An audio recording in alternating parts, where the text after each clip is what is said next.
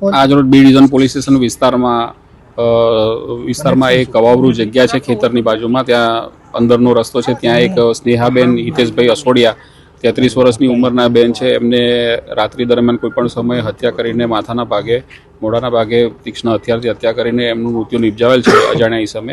એ બાબતની ફરિયાદ લેવાની ચાલુ છે. ઇન્ક્વેસ્ટ પંચનામું તેમજ આગળની કાર્યવાહી ચાલુ છે. ના, હાલમાં કોઈ કારણ ખબર નથી પડ્યું, પણ એની તપાસ ઊંડાણપૂર્વક થશે. એ રાત્રે 7:30-8 વાગ્યાના સુમારે નીકળેલા અને ત્યારબાદ સવારે ઘરે નહોતા આવ્યા અને પછી આજે સવારે માહિતી મળી છે, લાશ મળી છે. ઘરે સાંજે નીકળેલા પાણીપુરી ખાવાનું કહીને પતિને નીકળેલા, ત્યારબાદ એમનું સવારે મૃત્યુ થયેલ છે અને અહીંયા લાશ મળી આવે છે. ના, બીજો કોઈ હત્યા એમની માથાના મોઢાના ભાગે અને માથાના ભાગે પાછળના ભાગે થવાના કારણે થયેલ છે. હાલના સંજોગો જોતા અહીંયા સ્થળ પર જ હત્યા થયેલ છે. એવું બન્યું છે કે રાતે પાણીપુરી ખાવા ગઈ હતી અને ઘરે આવી નહીં. પછી તો પાણીપુરી આગળ ચોકમાં ખાવા જાય છે.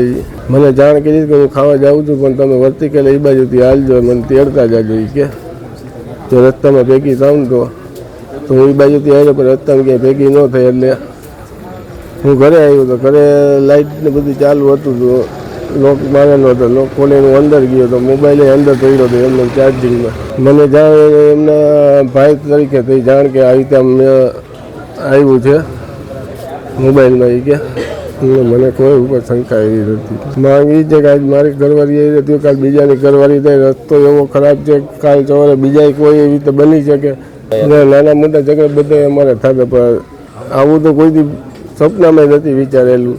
હા, પાણીપુરી ખાવા ગયા એ બાજુથી જ હું આવેલો તો, ભાઈ એ મને ભેગી ક્યાંય થઈ નથી.